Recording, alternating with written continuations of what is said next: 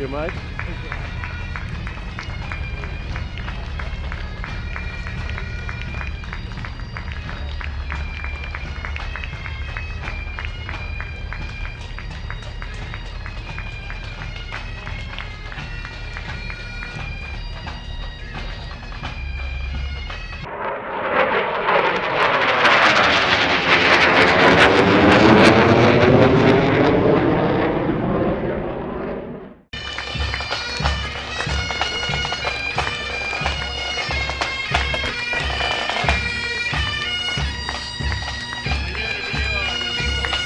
You what?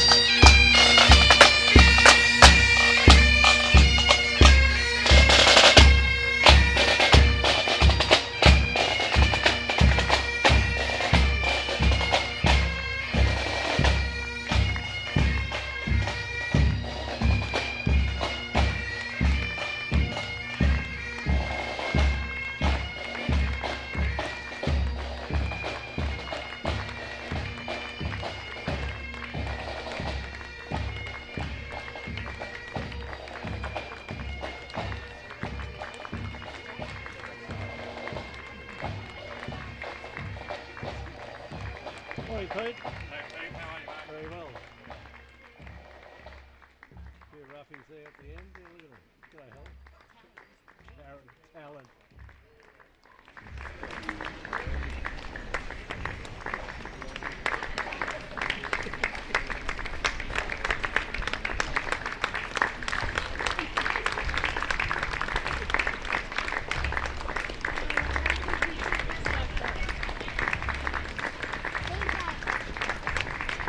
Morning.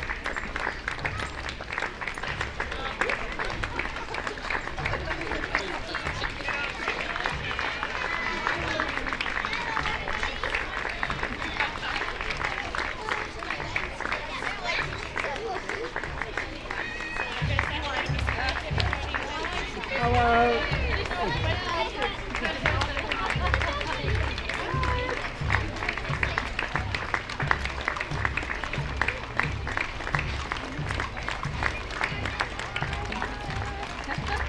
Morning, Helen. Please.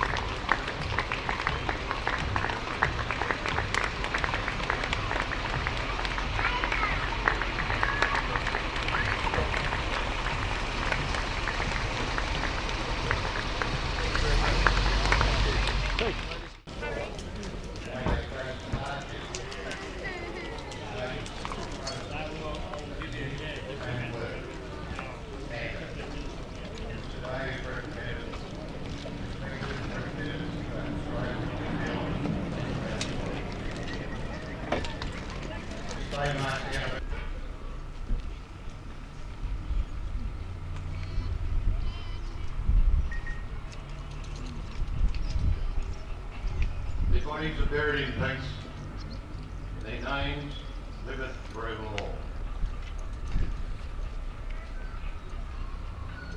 Our keynote speaker this year is Major Rod Bridges, retired, who will provide an address on the Australian military and national character and examples of the Anzac spirit. Before I ask Rod to be dais, I'd like to provide some background on his military service, service to the nation and the community. Major Rod Bridges. Rod joined the Australian Army as a staff cadet at the Royal Military College Dunfermline and graduated from Dunfermline in December 1979. He was appointed to the Corps of Royal Engineers, Australian Engineers. Rod has held a variety of command and training positions within engineer regiments and squadrons. In January 1983, Rod was deployed to Vanuatu and seconded to the Vanuatu government as a rural water supply engineer for 2 years. In this deployment, he was responsible for the design and installation of potable water supplies to villages throughout Vanuatu. Notably, in January 1985, Rod was appointed as Staff Officer Grade 3 on the Chief Engineer's staff at Melbourne in Victoria, where he was part of the team responsible for facilities management of all Army military establishments in Victoria.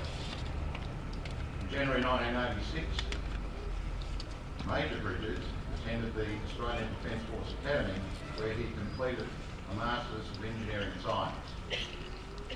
From 1987 to 1990, Major Bridges worked as an operations officer at 2-3 Field Engineer Regiment at Enoggera in Brisbane. Major Bridges retired from the Royal Australian Engineers in 1990. Rod is a chartered professional engineer, civil, and has pursued a demanding and rewarding career in civil engineering in Australia and throughout the Pacific region. Rod and Linda moved to Tenterfield in 2017 and has been engaged in short-term engineering, mining and management contract roles. In between contracts, Rod works on his cattle grazing station property, Morgan's Creek Station, 38 kilometres east of Tenterfield, and pursues other personal interests and business interests in agriculture. I'll now hand over to Rod. Over to you, hold fast.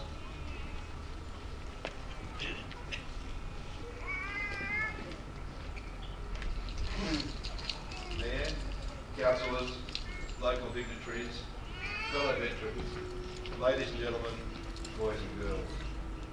Anzac Day is a day of reflection. And here at Tenterfield, we remember 201 who fought and died in World War I and did not return to their shores. Australian combat losses from then onward have generally been 60,000 in World War I, 40,000 in World War II, 400 in the Korean War, 600 in Vietnam, 41 in the Afghanistan conflict, with over 700 suicides in recent years. These are the people who made the ultimate sacrifice for the freedoms we enjoy today. We remember the Anzac spirit, and our thoughts go to our relatives and friends who have fought in conflicts over the last 106 years since our troops stormed ashore on the Gallipoli Peninsula in support of the Winston Churchill-inspired Dardanelles campaign. The tenacity, courage and fortitude with which those Anzacs fought at Gallipoli is what we are commemorating here today on the 25th of April. But let us look at other military episodes which have helped form the Australian military and national character and are examples of that Anzac spirit. 15 years before Gallipoli, in 1900, Australians had shown amazing fighting spirit at the Battle of Eland's River in the Boer War. A Boer War historian, writing from the Boer perspective, wrote about the Battle of Eland's River as follows. For the first time in the war, we are fighting men who have used our tactics against us. They were Australian volunteers, and though small in number, we could not take their position. They were the only troop that could scout our lines at night and kill our sentries, while killing or capturing our scouts. Our men admitted that the Australians were the most formidable opponents and far more dangerous than any other British troops. The Boer General, Jan Smuts, said, "Never in the course of this war did a besieged force endure worse suffering but stood their ground with magnificent courage." Conan Doyle wrote, "The Australian stand at Braamfontein on the Elands River appears to have been one of the very finest deeds of arms of the war. The Australians have been split up during the campaign, and that though their valour and efficiency were universally recognised, that had no single exploit which they could call their own. But now they can point to Elands River. Where the ballad makers of Australia seek for a subject, let them turn to Elands River, for there was no finer resistance in the Boer War." Major J.F. Thomas, who was from Tenterfield and famous for his subsequent defence of Lieutenant Brake Morant and Lieutenant Hancock, lost his best friend, Sergeant Major Mitchell, who died after his wounded leg was amputated in battle conditions at Elands River. Sergeant Major Mitchell's name is inscribed herewith on this memorial. I think it appropriate to mention Sir Harry Chevelle, who rose to senior ranks in World War I. Sir Harry was born in Tabulin, and his life is well documented in the Centenary Cottage here in Logan Street. Sir Harry led the Anzac Desert Mounted Column in the Middle East during World War I, with great victories against the Turks at Romani, Beersheba, Damascus. In the main, defeating Turkish armies in Palestine, Jordan and Syria. Sir Harry also fought in the Boer War and at Gallipoli. He epitomised the Anzac spirit. I also take this opportunity to mention Major Oliver Woodward, a mining engineer who was raised in the cottage in Manor Street here in Tenterfield. Major Woodward's career and exploits in the mining blast at Hill 60 on the Western Front in 1917 are well documented. He was instrumental in the digging in, stacking and packing of explosives into tunnels called SAPs by sappers of the Royal Australian Engineers. Major Woodward was in command of the first Australian tunnelling company, whose role it was to dig and maintain these tunnels. On the 24th of November 1916, he was appointed as officer in charge at Hill 60. On the 7th of June 1917, at 0310 hours, 460 tonnes of explosives was detonated under Hill 60. The blast was heard in London and in Dublin, Ireland, 700 kilometres away. It was the most remarkable and successful tunnelling and mining feat of World War I. It's interesting to note that Major Woodward was not decorated for this fantastic achievement, but was to receive 3 military crosses for acts of conspicuous gallantry, devotion to duty, and gallant and distinguished service in the field for above ground operations.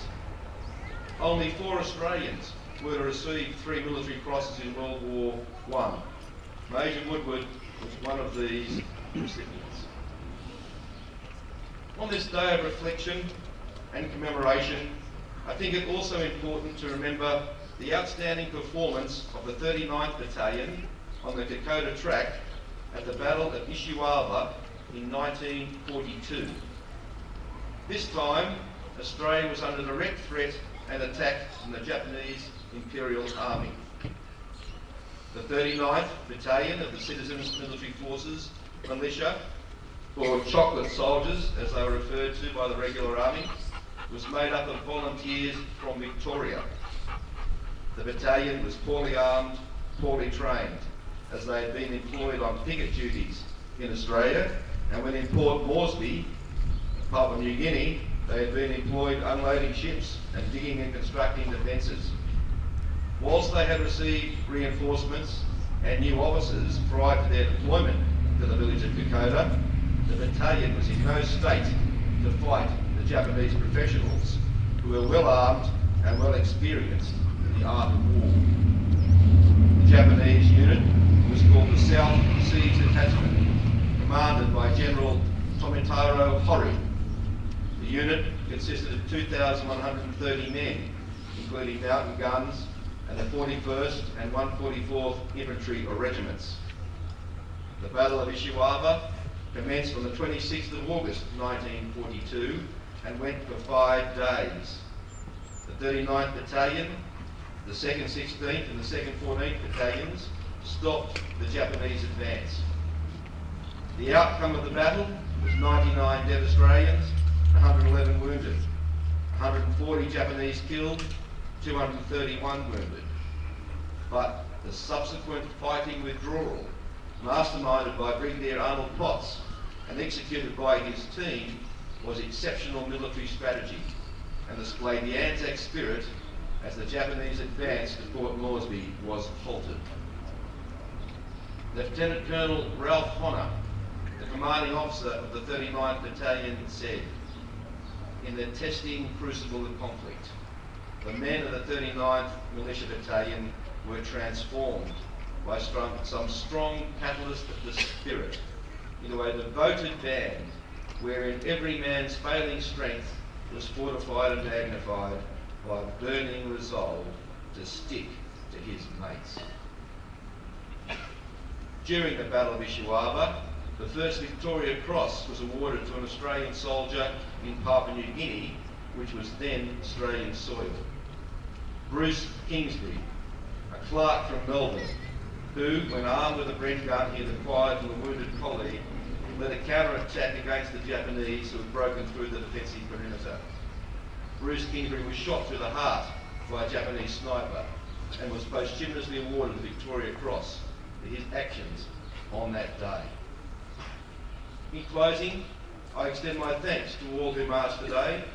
I hope that these examples of the Australian spirit live on in our community, as exemplified recently by the drought and bushfire. Lest we forget. I'd like you now to stand up, please.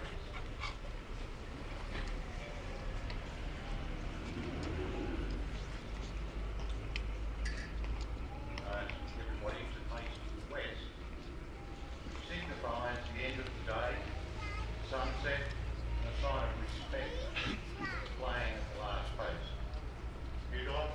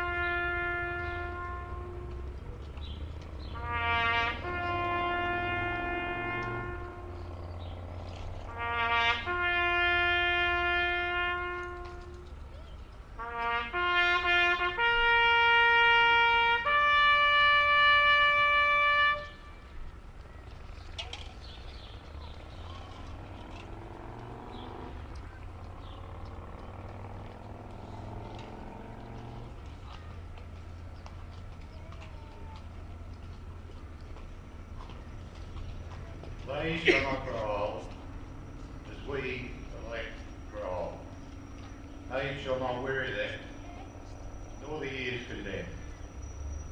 At the going down of the sun, in the morning, we will remember them. lest we forget. I'd now like to ask that you face to the east, which signifies the waking of a new day and the playing of reveille. At that time, the flags will be hoisted to the top of the mast. Thank you.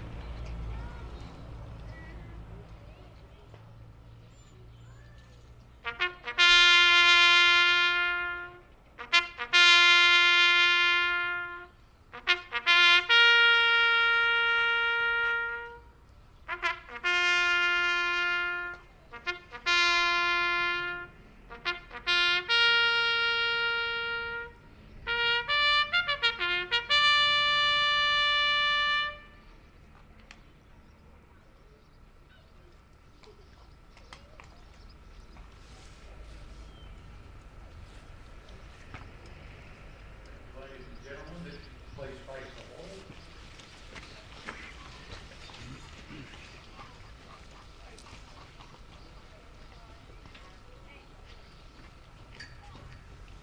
I'd now like to call forward Melissa Dawes for the singing of the Australian National Anthem.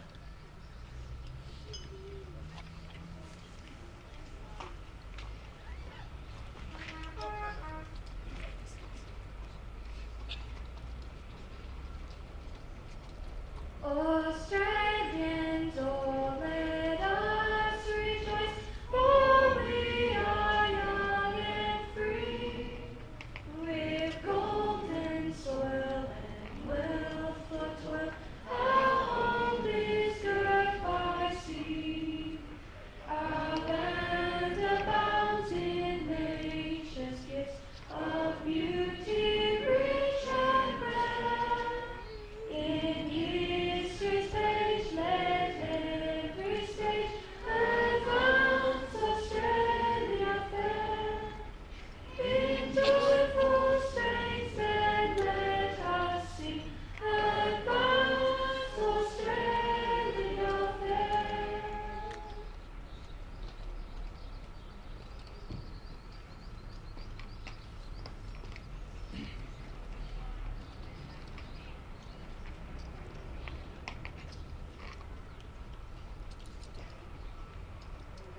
Ladies and gentlemen, that concludes the formal service here this morning. I would like to thank you all for attending today. It is very pleasing to see the numbers that we have here today, in particular our school students, who will in the future be the leaders around our nation. I thank them very much. Thank you.